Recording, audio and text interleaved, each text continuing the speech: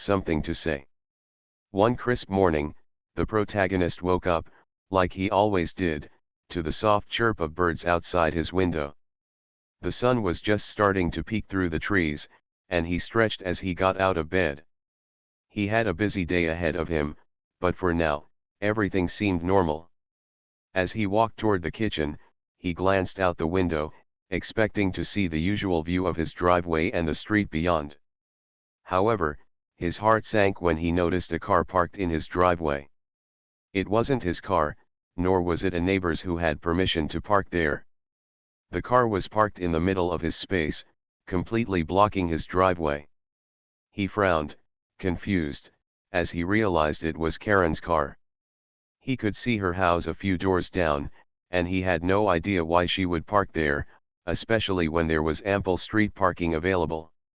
Not again, he muttered under his breath. He had noticed Karen parking in his driveway a couple of times before, but he'd let it slide.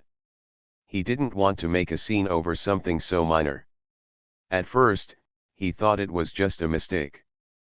But now, it was becoming clear that this wasn't an accident. Karen had done this on purpose. He grabbed his keys, threw on his jacket, and stepped outside to address the situation. He walked up to her car and knocked on the window, hoping to catch her before she left. When Karen rolled down the window, she looked at him with a small, unbothered smile. "Hey, Karen," he said, trying to stay calm. "I noticed your car is parked in my driveway again. Could you please move it? I need to park there later today." Karen shrugged and gave him a dismissive glance. "Oh, I'm sorry. I just thought I'd park here for a bit while I ran inside," she said with a tone that suggested she didn't think it was a big deal. The man felt frustration rise in his chest. "I understand, but this is my driveway. I need the space to park, and it's been happening quite often. Could you please not park here anymore?" Karen's smile faltered for just a second, but she quickly recovered. "It's not like I'm here for long," she said, rolling her eyes. "Besides, I'm part of the HOA. I'm sure it's not against the rules for me to park in a driveway." The man could feel his patience wearing thin. He had been polite and reasonable, but Karen's response was dismissive and unhelpful. "Karen," he said, his voice firm but not angry, "it's not about being a member of the HOA. It's about respecting other people's property. I don't park in your driveway, and I would appreciate it if you respected mine." She scoffed and waved him off. "Oh, you're just being dramatic. It's really not a big deal. I'll move it in a few minutes," she said, as if he were the one making an unnecessary fuss. With that, she drove off, leaving the protagonist standing there, feeling both frustrated and powerless. He had hoped for a simple, respectful conversation, but it was clear that Karen wasn't interested in being reasonable. This wasn't the first time, and it probably wouldn't be the last. As the days passed, the same pattern continued. Karen would park in his driveway, sometimes for hours, sometimes overnight. The protagonist started to feel like his requests were falling on deaf ears. Every time he asked her to move the car, she'd give a half-hearted excuse and brush him off. He began to realize that Karen had no intention of respecting his property, and the more he thought about it, the angrier he became. There were other minor annoyances, too. When she parked in his driveway, she often left garbage bags from her yard work in the space, making it harder for him to park his own car. On one occasion, he had to park his car in the street and walk all the way home because Karen's car was blocking the driveway again. It was starting to feel like she was deliberately trying to inconvenience him. He tried to talk to her a few more times, but each interaction was the same. Karen refused to listen, and her sense of entitlement only seemed to grow stronger. The protagonist began to wonder how much longer he could put up with this. He didn't want to escalate the situation, but it seemed like Karen was pushing him to a breaking point. He was getting fed up. The man spent several nights researching his rights and the HOA's rules. He wanted to know exactly what he could do about the situation without making it worse. He learned that under local laws, he had the right to call a tow company if someone was trespassing on his property, and that included Karen's car in his driveway. He had hoped it wouldn't come to that, but it seemed like his options were running out. The frustration of being repeatedly ignored, dismissed, and disrespected started to wear him down.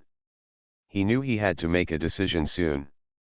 Should he continue trying to reason with her, or was it time to take a more direct approach? He looked out the window again, watching as Karen parked her car in his driveway once more. The thought of calling a tow company had crossed his mind more than once. Today, it seemed like he was ready to make that call. The protagonist spent the next few days thinking about how to handle the situation with Karen. Every time he saw her car parked in his driveway, a wave of frustration washed over him. He had tried to be patient, to be the bigger person, but Karen was making it nearly impossible. It was becoming clear that simply asking her to move her car wasn't going to work. He needed a new plan, but he wasn't sure what to do next. One morning, as he was getting ready for work, he saw Karen's car parked in his driveway again. The sun was barely up, and she had already claimed his space. He stared at the car for a moment, feeling the anger bubble up inside him. His first instinct was to go over there and confront her again. But this time, he didn't want to just ask her to move. He needed something that would make her understand that he wasn't going to tolerate this anymore. The protagonist knew that Karen had become accustomed to getting her way. She'd been part of the HOA for years and had always acted like she was above the rules. She was used to people backing down when she argued, but this time, he wasn't going to let that happen. He grabbed his phone and started scrolling through the HOA's website. Maybe there was something in the rules that would help him. The HOA had strict regulations about parking, especially in private driveways. He knew he had the right to ask someone to move a car that was parked illegally on his property, but he also knew Karen was the type to argue over every little thing. He had to be sure he was doing everything by the book. After a few minutes of searching, he found what he was looking for. According to the HOA's guidelines, vehicles could not be parked in driveways for more than 24 hours without permission from the homeowner. And while Karen might think she was above the rules, the HOA still had to enforce them. He felt a small sense of relief. At least he knew he wasn't making a mistake. The next step was to talk to Karen again. He wasn't looking forward to it, but it seemed like the only way to get through to her. He didn't want to escalate the situation, but at this point, he didn't see any other option. That afternoon, after work, he walked over to Karen's house. Her car was parked right in the middle of his driveway again. He could feel his heart racing, but he knew he had to stay calm. He walked up to her front door and knocked. A few moments later, Karen appeared, looking surprised to see him standing there. "What do you want now?" she asked, her voice dripping with annoyance. "I need to talk to you again about your car," the protagonist said, trying to keep his tone steady. "You're parking in my driveway, and I've asked you several times to stop. I really need you to respect my property and stop doing this." Karen crossed her arms and leaned against the doorframe. "Oh, come on. It's just for a few hours. You're really going to make a big deal out of it," she said, rolling her eyes. "I've already asked you nicely to stop," he replied, his voice firm. "And it's not just for a few hours. You've been doing this for weeks now, and it's causing problems. I need my driveway clear so I can park my car. This is my property, and I have the right to ask you not to park here." Karen gave him an exaggerated sigh. "You really need to chill out. I'm just parking here for a little while. It's not hurting anyone." "It's hurting me," he said, not backing down. "I've got work, and I need to be able to park when I get home. This isn't a small issue anymore, Karen. You've been doing this too many times, and I can't just ignore it." Karen stared at him for a long moment, clearly annoyed but unwilling to back down. "You're just making a mountain out of a molehill. But fine, if it's such a big deal, I'll park somewhere else." The protagonist nodded, feeling a sense of relief that the conversation was over. But as he turned to leave, he couldn't shake the feeling that Karen wasn't really going to stop. He had been polite and clear, but she didn't seem to take him seriously. Later that evening, after he returned home from work, he saw Karen's car parked in his driveway again. The same spot, right where it had been before. His frustration surged again, and he felt a mix of anger and helplessness. This time, he wasn't going to let it slide. He had given Karen plenty of chances, and she had completely ignored his requests. He had no choice now. He picked up his phone and called a towing company. The process was simple enough. They asked for his address and some details about the car, and within minutes, they confirmed they would send a tow truck. He knew it was the right thing to do, but a small part of him felt uneasy. He didn't want to make things worse with his neighbor, but it seemed like Karen only understood force. An hour later, he heard the sound of a tow truck outside. He looked out the window and saw Karen's car being hooked up and driven away. There was a strange sense of satisfaction that washed over him as he watched it disappear down the street. Finally, he had taken action. Finally, he had stood up for himself. He hoped this would be the end of it. But as the tow truck drove off, he couldn't help but feel that Karen was going to come after him. He just didn't know how or when. The next morning, Karen came knocking at his door. Her face was red with anger. "You had my car towed," she yelled, standing in his doorway. "How dare you do that without even talking to me first?" The protagonist stood calmly in the doorway. "I did talk to you. Multiple times. I've asked you to stop parking in my driveway, and you ignored me. I had no choice. You can't just go around having people's cars towed," she snapped. "That's outrageous. I'm part of the HOA, you know. You can't just do whatever you want." "I know what I can and can't do, Karen," he replied coolly. "I had every right to have your car towed. You're the one who refused to listen. I didn't want to do this, but you left me no choice." Karen's face twisted with anger. "Well, I'm going to tell everyone what you did. You'll regret this." "Do what you have to do," he said, closing the door. "But this is my property, and I'm going to defend it." As he walked away from the door, he knew this was far from over. But for the first time in weeks, he felt a sense of peace. He had taken control of the situation. He had done what needed to be done. The day after the tow, the protagonist woke up to a strange feeling. It wasn't the usual sense of calm he had grown used to. Instead, there was a nervous excitement, mixed with a lingering tension. He had done what he thought was the right thing. He had called the tow company, and Karen's car had been removed from his driveway. Yet, as he got ready for work, the thought kept gnawing at him: what would Karen do next? As he sat down with his cup of coffee, he couldn't shake the thought that she would be furious. Karen had made it clear from the start that she wasn't someone who liked to lose. She was persistent, stubborn, and seemed to think she could bend the rules whenever she saw fit. The protagonist had hoped that the tow would send a clear message, but deep down, he knew Karen wasn't the type to let something like this go. She would fight back, and he had no idea how far she would go. He decided to try and stay calm. It wasn't like he had done anything wrong. He had followed the rules, he had asked politely, and after months of being ignored, he had taken the only action available to him. He was well within his rights to have her car towed, but the reality of the situation felt much more complicated. What if Karen decided to escalate things even further? That afternoon, the protagonist returned home, bracing himself for whatever Karen might do. As he pulled into his driveway, he noticed that everything seemed quiet.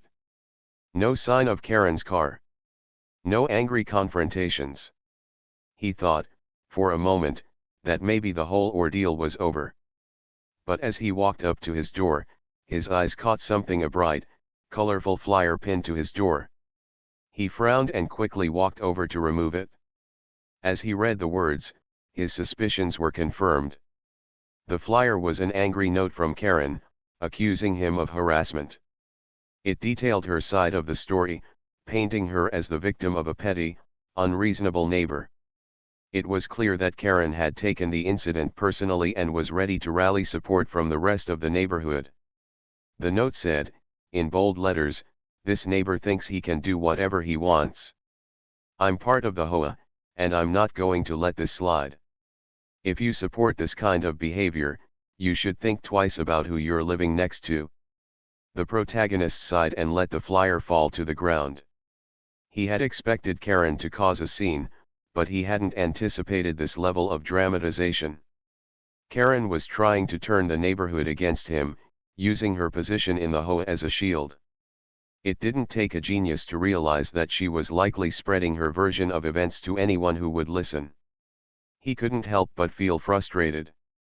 The situation wasn't about the parking anymore, it was about power. Karen was using her influence to twist the story and make him seem like the bad guy.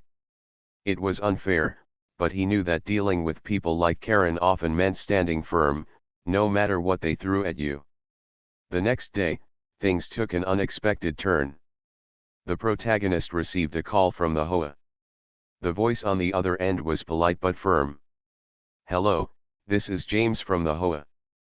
We've received a complaint from Mrs. Karen Taylor regarding a recent incident involving your property. We understand there was an issue with parking, and we would like to discuss this matter further." The protagonist leaned back in his chair, feeling his pulse quicken. He knew this was coming, but hearing it made everything feel a lot more real. He had expected Karen to involve the HOA, but now that it was happening, it didn't sit well with him. The HOA was supposed to be there to ensure everyone followed the rules, but Karen's influence could make them turn a blind eye to her behavior. "I've already spoken to Karen several times about this," the protagonist replied calmly. "She's been parking in my driveway without permission, blocking my ability to park. I asked her to stop, but she continued. I had no choice but to have her car towed." There was a pause on the other end of the line, as if James was reading through some notes. "We understand your frustration," James finally said. "But the HOA's role is to mediate conflicts like these. We need to make sure all parties are heard before any action is taken. We'd like you to come to the next HOA meeting to discuss this matter." The protagonist could feel his stomach tighten. He didn't want to deal with another confrontation, especially one that involved Karen's attempt to twist the story. But he knew that if he didn't show up, Karen would probably have the upper hand. He had to go. The HOA meeting was scheduled for the following week. He spent the days leading up to it gathering his thoughts. He reviewed the HOA's parking rules, familiarizing himself with the guidelines and making sure he had all the facts straight. He wasn't going to let Karen turn this into something it wasn't. Finally, the day of the meeting arrived. The protagonist dressed in his usual business attire, trying to present himself as calm and professional. When he arrived at the HOA building, he saw Karen standing near the entrance, talking to a couple of neighbors. She looked up as he approached and shot him a glare that could melt steel. He didn't respond, just nodded politely and walked past her. Inside, the atmosphere was tense. Karen was already speaking with a few of the other HOA members, gesturing animatedly as she recounted her version of the story. The protagonist couldn't help but feel like she was exaggerating every detail, making it sound like he had harassed her for no reason. As he took a seat, he overheard snippets of her conversation. "And he had my car towed, just like that. Can you believe it? I've been living here for years, and I've never had a problem like this before." The protagonist took a deep breath and focused on staying calm. He wasn't there to argue, just to present the facts. The meeting began, and one by one, people voiced their opinions. Karen's supporters were vocal, and it was clear that some of them had already made up their minds. They thought the protagonist had overreacted and that he should have just let the issue go. When it was his turn to speak, he stood up, feeling the weight of everyone's eyes on him. He kept his voice steady and respectful. "I've done nothing wrong," he said. "I've asked Karen to stop parking in my driveway on multiple occasions. She ignored my requests, and I had no choice but to call the tow company. I didn't want to escalate this, but I'm not going to let my property be disrespected." He paused, letting his words sink in. "I understand that Karen may be upset, but this situation has gone on long enough. I've followed all the rules, and I'm asking for your support in making sure she respects the boundaries of my property." There was a moment of silence before a few people spoke up. "It seems reasonable," one neighbor said. "If you've asked her to stop, then it's within your rights to have the car towed." Another voice chimed in, "Karen, you've been parking in his driveway for weeks. Maybe it's time to let it go." Karen's face reddened, and she opened her mouth to argue, but the meeting moved on. The support for the protagonist was clear, and Karen's grip on the situation began to slip. As the HOA meeting continued, the protagonist couldn't help but feel a mix of relief and tension. The support from his neighbors was starting to swing in his favor. There was a sense of validation, but at the same time, he knew Karen wasn't the type to let this go easily. She had always been one to stir the pot, and he could feel that this wasn't over. The meeting wrapped up, and the group began to disperse, but Karen was far from finished. As the protagonist made his way to the door, he heard her call his name sharply. "Hey, we're not done here," Karen said, her voice cutting through the murmurs of the other attendees. He turned, expecting the worst, but he didn't flinch. He had already faced her once and knew what was coming. She walked toward him, her face a mixture of anger and disbelief. "You think you've won this? You really think you can just do whatever you want?" she demanded, her voice rising. "This isn't over. I will make sure the whole neighborhood knows what you did. No one will want to be around you." The protagonist stayed calm, resisting the urge to raise his voice. "I didn't do anything wrong, Karen. I followed the rules. You were the one ignoring them, and you were the one who made this a bigger issue than it had to be." She scoffed and crossed her arms. "You're just trying to make me look bad. Well, it won't work. I have my ways of getting back at you." He raised an eyebrow. "Getting back at me? For what? I asked you to stop parking in my driveway. I asked politely, and you ignored me." Karen's eyes narrowed, and she leaned in closer, lowering her voice to a near whisper. "You'll see. I'll make sure your life here becomes a nightmare. You won't get away with this." The protagonist felt a chill run through him, but he didn't let it show. He had dealt with people like Karen before, people who thought they could manipulate situations and intimidate others. He knew he couldn't back down now, not when things were finally starting to fall into place. "I'm not afraid of you, Karen," he said calmly, then turned and walked away, leaving her standing there, seething with anger. The next few days were tense. Karen, true to her word, started to cause trouble. She began making more complaints to the HOA, spreading her version of the events to anyone who would listen. She painted the protagonist as a villain, accusing him of being petty and unreasonable. He overheard neighbors whispering about him, some of them shaking their heads, while others seemed to avoid making eye contact. The protagonist tried to ignore it. He knew that Karen was just trying to discredit him, but it didn't feel good. He had never wanted to be in this position, and yet here he was forced to defend himself against a neighbor who had no respect for his space. It was exhausting, but he refused to let her win. Meanwhile, the HOA was slowly starting to take notice of the ongoing drama. The president of the HOA, a calm, level-headed man named Mr. Anderson, reached out to the protagonist to ask if he was willing to meet again. The protagonist agreed, knowing it was important to resolve this once and for all. At the next meeting, Mr. Anderson sat down with both the protagonist and Karen in a small, private room. The atmosphere was tense, but Mr. Anderson, being the experienced mediator that he was, tried to keep things civil. "Let's try to keep this discussion respectful," Mr. Anderson said, his voice firm but not unkind. "I understand there's been a lot of frustration on both sides. So, let's take a step back and look at the facts." Karen immediately jumped in, her voice sharp. "This neighbor had my car towed without warning. He went straight to the tow company like some kind of bully. I've been living here for years, and I've never had a problem like this before." The protagonist calmly responded, "I've asked Karen multiple times to stop parking in my driveway. I was patient at first, but when she refused to listen, I had no choice but to call the tow company. I've followed all the rules, and I'm asking for my property to be respected." Karen shook her head, clearly trying to paint the protagonist as unreasonable. "He's exaggerating. I only parked there for a few hours, and he made it sound like I was doing something illegal. He's harassing me." Mr. Anderson turned to Karen, his voice steady. "Karen, you've been parking in his driveway for weeks without his permission. That's not just a small mistake. It's a violation of his rights as a homeowner."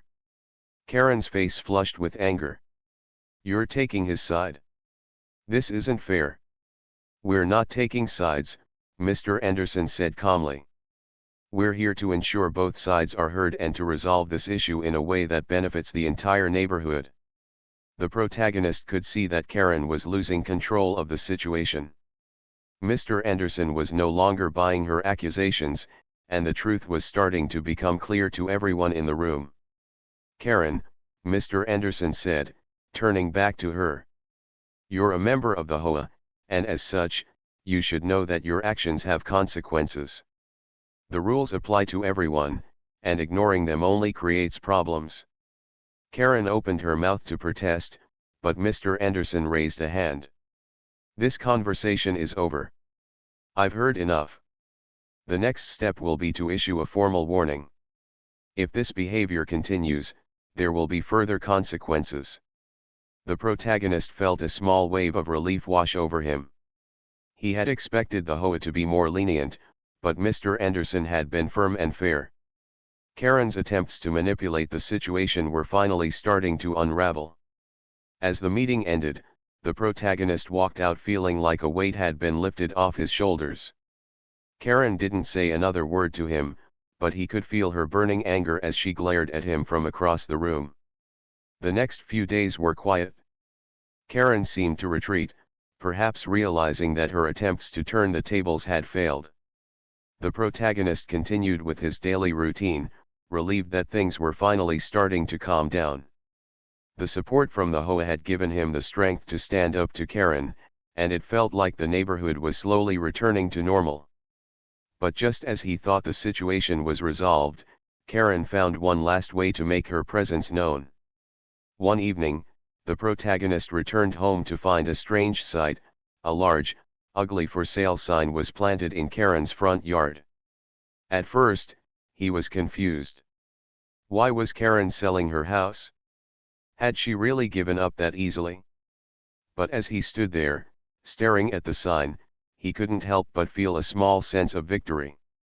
He had stood up for himself, and now it seemed that Karen's power had finally been broken. The days following the HOA meeting were strangely quiet. The protagonist had hoped that the tension with Karen would dissipate, but as time passed, he realized that things might never truly return to normal. Still, he couldn't help but feel a sense of relief. Karen had been put in her place by the HOA, and her attempts to manipulate the situation had failed. For the first time in months, he could breathe a little easier. However, that feeling of relief didn't last long. One morning, as he was getting ready for work, the protagonist looked out the window and saw something that made his heart sink. Karen's car was parked in his driveway again. It was early, still before 8 a.m., and her car sat right where it always did, blocking his ability to park. He stood there for a moment, staring at the car.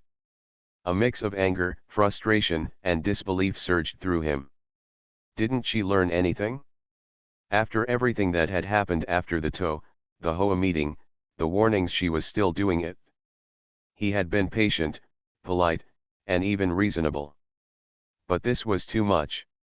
He grabbed his phone and called the tow company, trying to stay calm. "Hello," he said, his voice steady. "I need another car to be towed from my driveway. It's parked without my permission again." The tow company assured him that they would send someone out as soon as possible. He knew he had the right to take this step, but a small part of him hoped that this time, Karen would stop testing his patience. He couldn't believe that after all the trouble she had caused, she would continue to push him. As he waited for the tow truck to arrive, the protagonist stood in his living room, looking out the window at Karen's car. He wondered what had driven her to continue this behavior. Was she trying to provoke him? Was she so determined to win that she was willing to ignore the rules and risk further trouble? It didn't make sense to him. Then, a thought crossed his mind. Maybe she didn't realize how serious the situation had become. Perhaps she thought that after a few days, the HOA's warning would be forgotten, and she could get back to her usual ways. Or maybe she just didn't care. The tow truck finally arrived, and as it began to hook up Karen's car, the protagonist stood on his front porch, watching it all unfold. He didn't feel the satisfaction he had hoped for earlier. Instead, he felt a sense of sadness. He had wanted this to end peacefully, but Karen had forced his hand again. She had made this into a personal battle, and now there was no going back. As the tow truck drove off with Karen's car, the protagonist went inside and closed the door. He didn't need to see her reaction. He had no interest in engaging with her anymore. The situation had escalated too far, and he didn't want to be part of her drama. Later that afternoon, he received a call from Karen. Her voice was laced with anger and disbelief. "You had my car towed again," she yelled, not even bothering with pleasantries. "What is wrong with you? You can't keep doing this. I'm not going to let you get away with it." The protagonist didn't let her words get to him. He had already been through this conversation more than once, and he wasn't going to let her manipulate him again. "Karen, I've asked you to stop parking in my driveway. I've been patient, I've followed the rules, and I've tried to be respectful. But you've ignored me, and I can't keep letting you do this. I've been living here longer than you," she snapped. "I'm part of the HOA. You don't get to treat me like this." "You're right," the protagonist said calmly, "you've lived here longer, but that doesn't give you the right to break the rules. And it doesn't give you the right to disrespect me or my property. I've asked you to stop, and I've given you more than enough chances. You've made this situation far worse than it needed to be." Karen's voice faltered, and for a moment, the protagonist thought she might actually back down. But instead, she let out a bitter laugh. "You think this is over? I'll make sure the whole neighborhood knows what kind of person you are. You won't be able to escape the gossip, and you'll never be welcome here again." The protagonist felt a pang of disappointment, but he didn't let it show. "If you want to tell everyone your version of the story, go ahead. I've done nothing wrong. You're the one who can't respect other people's boundaries. You're the one who made this personal." With that, he hung up the phone. He didn't want to hear any more of her empty threats. It was over. The HOA had already taken steps to deal with her behavior, and he had done everything he could to defend his rights.